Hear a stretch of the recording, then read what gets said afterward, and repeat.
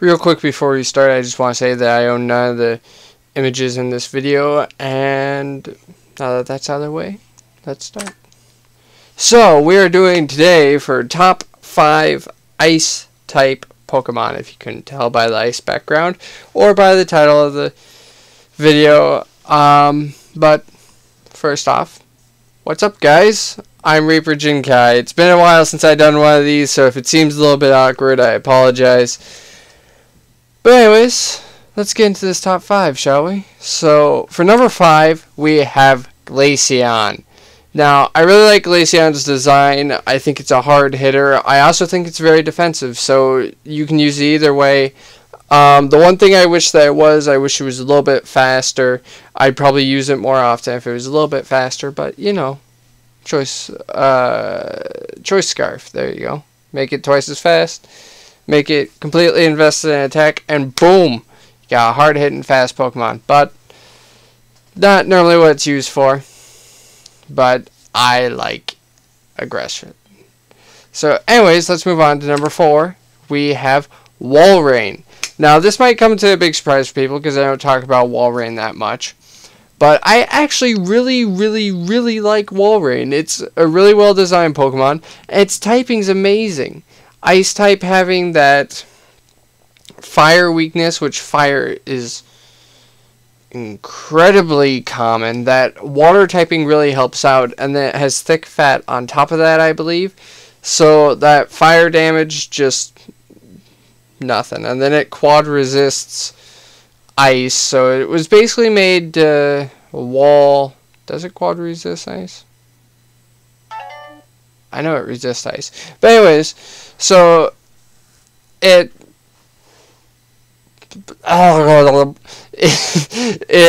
resists ice very well, it resists fire very well. It does pick up that electric weakness, which is neither here nor there, and it has that fighting weakness. But overall, it's a really good Pokemon. Bulky, hits decently hard, gets a good move set. And I love me some dual typings, because there's times to where I want an ice type on my team, and there's times that I want a water type on my team, and I'm like, Walrein. Fits both roles perfectly. So that's why I like Walrein. Moving on, let's get to number 3. Number 3, we have Weavile. I love Weavile. I have a competitive shiny one. I wish its shiny was different, but you know, what are you gonna do? Great Pokemon, very hard hitter, very fast, super frail though. But I mean, that's generally how it goes. You're either bulky and slow, or you're hit hard and you're fast. I got Icicle Crash on mine. I was trying to get Ice Punch, but I didn't have Venery that knew Ice Punch, so breeding stuff. Moving on. Really good Pokemon. Has swept more than one team for me. I think I put Shell Bell on him because he does enough damage that it just heals him up. Yeah, that's all for Weavile. There's really no backstory with that. Number 2. Now, I'm sorry for this picture, but I had to pick this one. I know it's a very blurry picture. I know it's not the best picture, but I had to pick this one for Beartic. If you do not know, this is a Beartic using Aerial Ace. It is the funniest thing to me, and I love it because my friend gets so angry when I tell, because I got my revenge. Little backstory. So one of his favorite starters is Torchic. So of course that goes into Blaziken. He loves Blaziken. And we were talking one day, and he's like, "Oh yeah, by the way, Blaziken learns Brave Bird." And I was like, "What? No.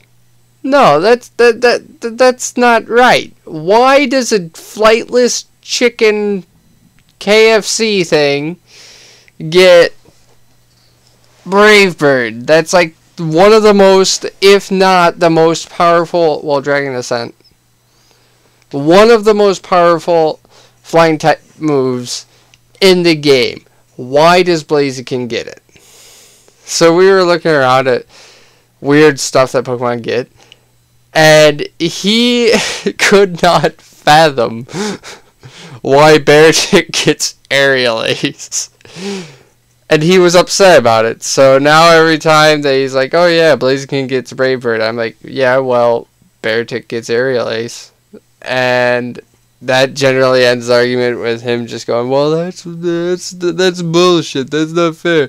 Why can a bear fly? And yeah, so there's a little backstory of why I like Beartic so much. Plus, he's a good Pokemon too. I don't understand why he gets Swift Swim, but yeah, other than that, moving on to number 1, Froslass. Now, if you've seen mine and my girlfriend's top 5 Ghost-type Pokemon, this should be no surprise. Froslass is amazing. I love Froslass so much. Fast, special attacker. You can get Snow Cloak on it. On a Hail team, it works perfectly. I did a Wonderlock on X and Y, and my girlfriend sent me a Dawnstone because I had a female Snorunt. Got myself a Froslass, and I swept. Like, there was not a thing in that game that could challenge it. It hit so hard, it was so fast.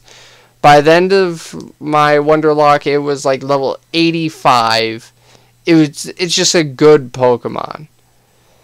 If you haven't tried using a Froslass, I highly recommend it. It's just good. I mean, again, it falls under it hits hard and it's fast, so it's gonna be frail.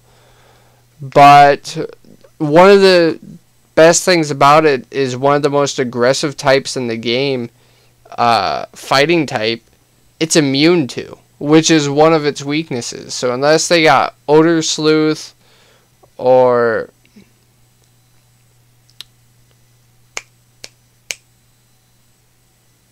Foresight, there we go, you're not gonna have to worry about those. It's a great wall for them. It's just a good Pokemon, guys. Please go check it out. Try and get it. But thank you guys for watching.